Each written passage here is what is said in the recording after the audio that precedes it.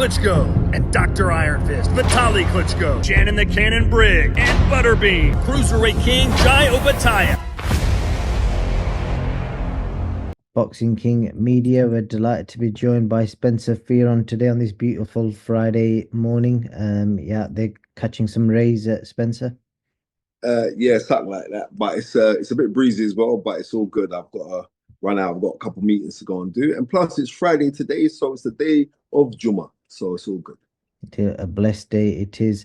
Well, let's jump straight into it, Spence. I think I'm going to start with the two shows in New York. I'm not going to individually review every fight because there is no point, but I want to talk about them as a collective.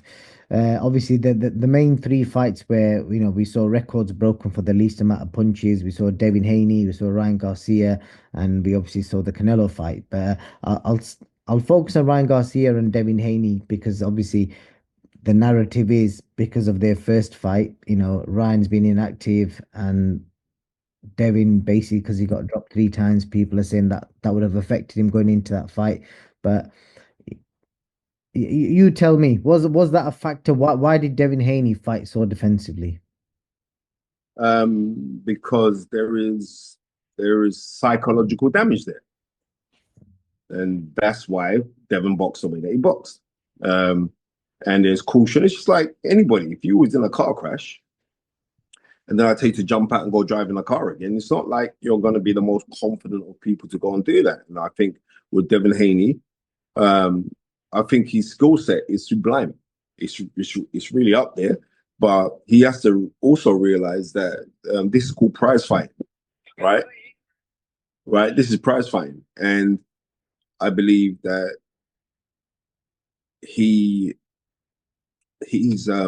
suffering from flashbacks of what happened in the Garcia fight, irrespective of the fight being a no contest and be taken away from his record now and everything else. But the world saw, and irrespective of that, we are now seeing someone in Devin Haney who is very, very talented and very, very skilled, and he lives a life, right? But it was just that he had to get over that milestone of what happened to him. And if he can't get over that, then he'll always continue to fight like that. But I believe that maybe he'll just come back from it, and it was a really off night for a massive, massive show where you're meant to show you had a massive opportunity to showcase your talents.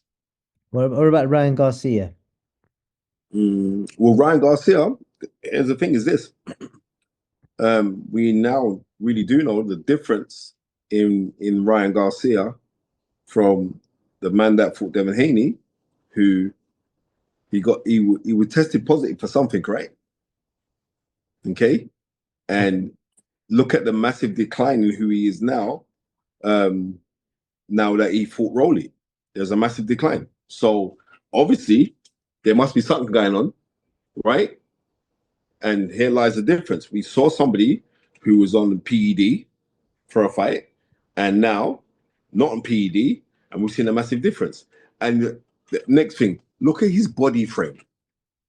If you look in his back, he was carrying a lot of water in his back in this fight, even though he's fighting heavier, but he looked heavier. His body definition wasn't defined. It wasn't cut. He didn't look. And you know what? And I'm going to be honest with you. The biggest person in all of this who I feel sorry for is actually Derek James, right? The trainer of Ryan Garcia. That's the person I actually feel sorry for, right? But congratulations to Rolly. I thought he boxed a really, really good fight. I like how defensively tight he was as well, even fighting from a low hand guard. And like he's fighting from a low hand guard, and you see when he's pushing the jab up, Ryan Garcia couldn't see it because it was coming from so low and coming up. I thought he demonstrated a really, really good game plan, and I congratulate him on that. But here lies we see the difference when you're on drugs and how you perform from when you're not on drugs. And it's not me. Ryan Garcia has been it's a wave. It's a wave now that has now disappeared into oblivion. And then you've got William Skull breaking more records for the least amount of punches against Canelo. Why was he so defensive in such a big opportunity for the undisputed. Like that would have been life changing for him if he did more. Because one of the judges only had him losing by 1 round. I don't know what that judge was watching, but what I'm saying is this. And it's not me having no major criticism of William Skull because I haven't accomplished what he's accomplished, right? But as a person that you're gonna have to wake up very early in the morning to say you watch more boxing, right? So historically speaking, we got to go all the way back. Was it 2014 when Canelo fought Lara? And I believe that he watched that style. Many people actually thought that Lara won that fight, right? But Skull is nowhere near as good as Lara because Lara's still around now, still picking up world titles now, right? Then there lies the difference. He thought, well, I'm not going to get involved. I'm just going to box. I'm just going to move. I'm not going to get involved. And as far as I'm concerned, I'm not getting hit, so therefore I'm winning. No, you have to engage as well, right? Right? It's not only defense, it's offense as well. And then it's the whole peripheral picture that we can see, that we can realize and paint the picture. And once we get that picture, then we know who's won the fight. And you didn't do nothing nowhere near to say you won the fight. But because you was in there, you just thought, I'm doing all right, so I must be winning. I got you.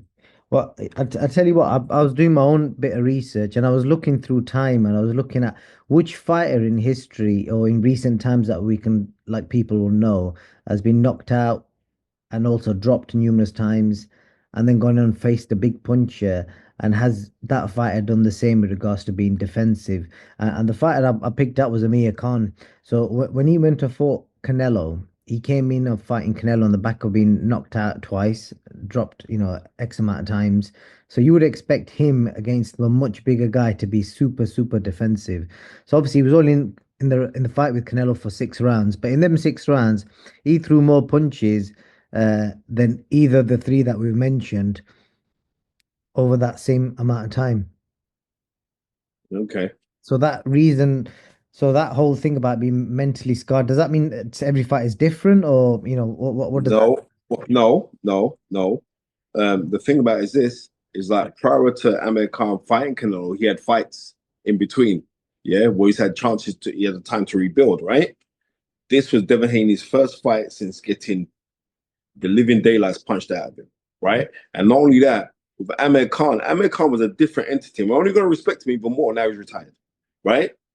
Amir Khan relished challenges, and the problem with Amir Khan is like on many of the times, like he would enjoy getting involved when he was in fights because his hands were so fast and he had very good feet as well. Amir, right? He'll let off combinations, and like in the early days with Amir Khan, he let off combinations and then he drop his hands.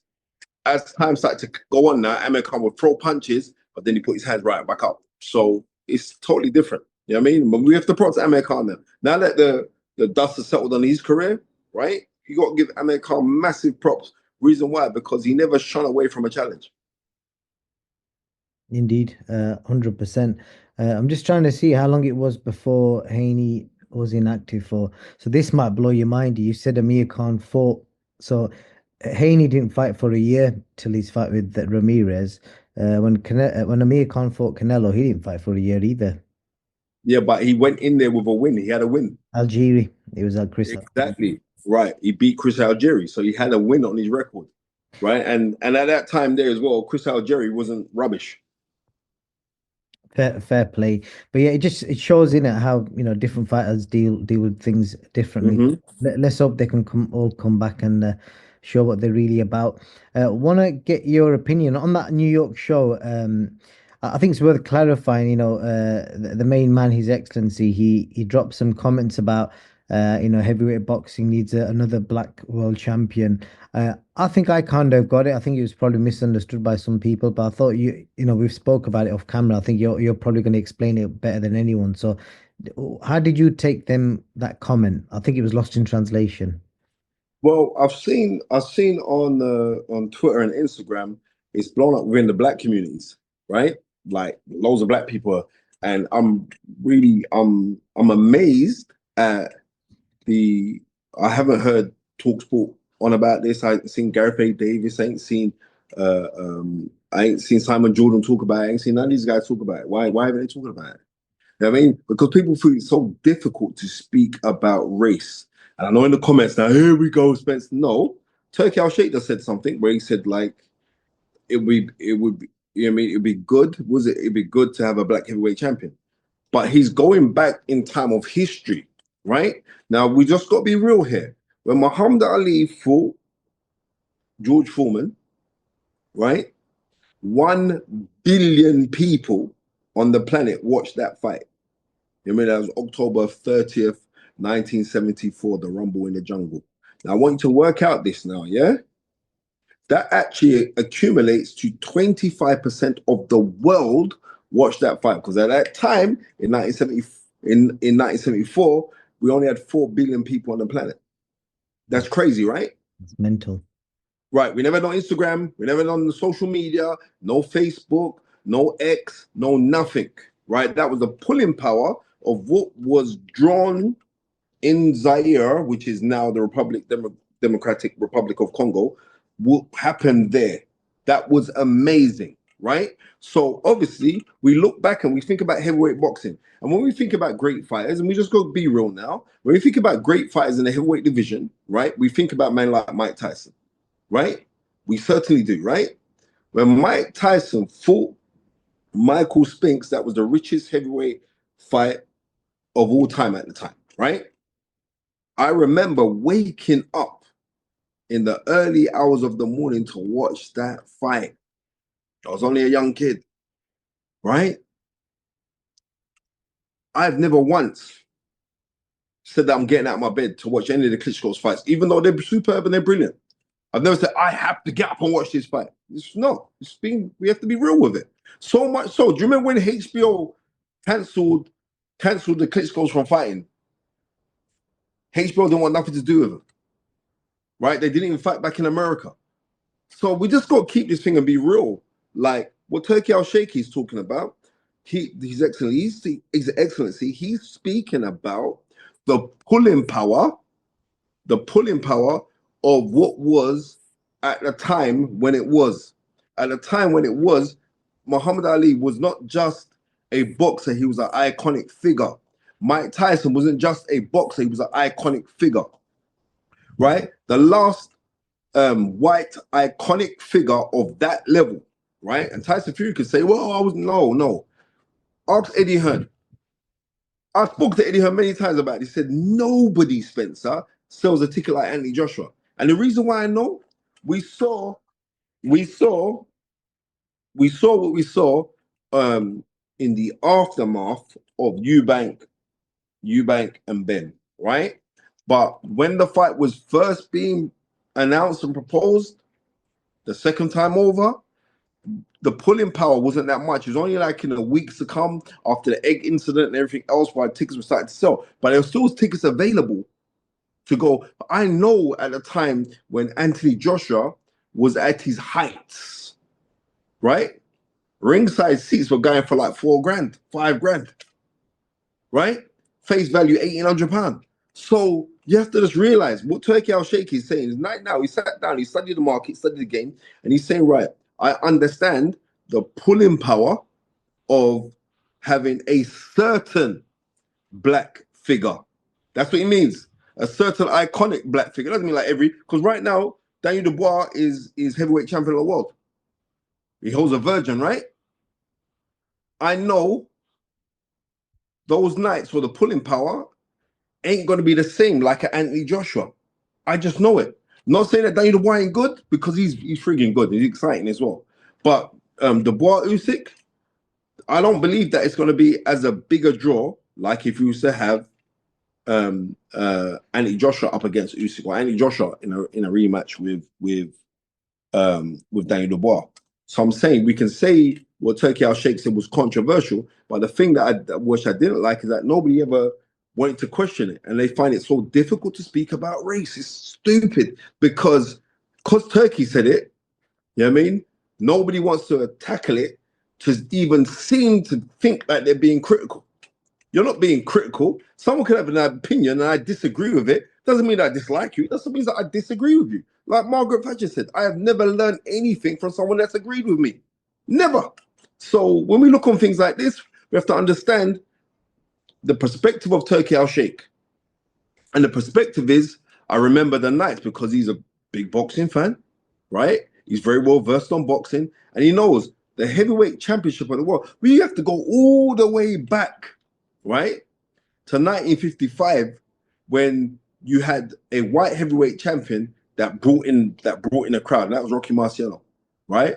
And I think that was when he beat Archie Moore, and then Archie Moore went on to fight Floyd Patterson for the vacant crown when Marciano retired.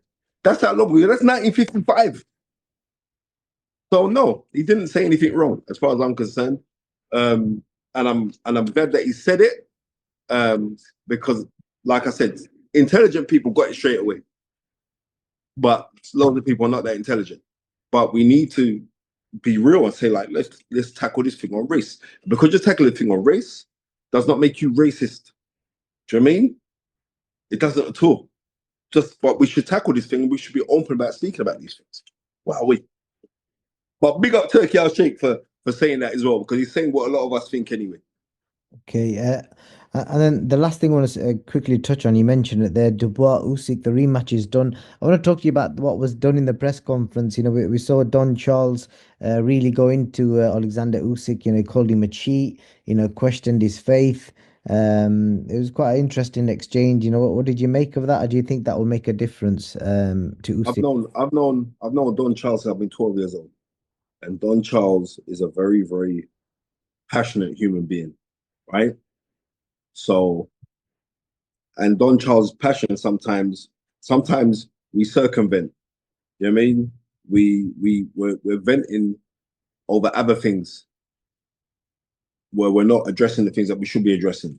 Obviously, Don Charles felt like he was done wrong, and his fight Daniel Dubois was done wrong with the low blow incident, right?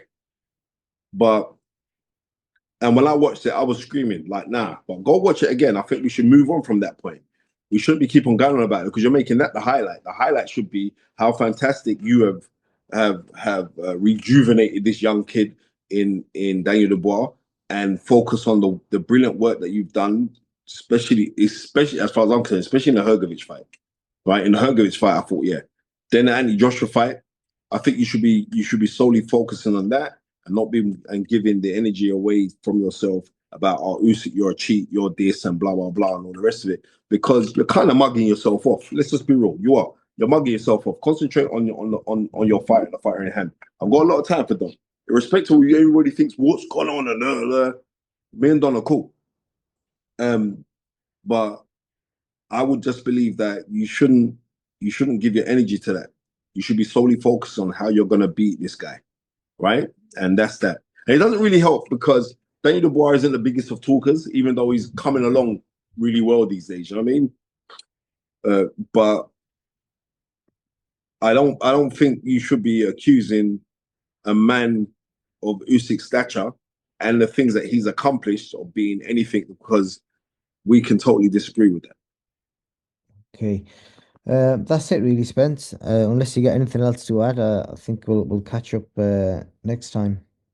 Yeah, listen, man. Peace and love and blessings to you. Boxing community, keep on doing your stuff, man, because you're everywhere, even when you're standing still. And man, also, I gotta say a massive big up to the Almadina 313. We're doing something on food aid out in Burkina Faso. You know what I mean? Because get a lot of headlines right now, but we're going out there. We're doing a food aid out there. It just got finalized yesterday, so I'm really happy about that. Massive thank you to the Embassy of Burkina Faso as well, and my brother from another mother at Marketing Fuel, and Marlo Morris. And on that note, my friend, I'm off to the mosque, so peace, two fingers, I'm out. Love, my brother. Thank you, Spence.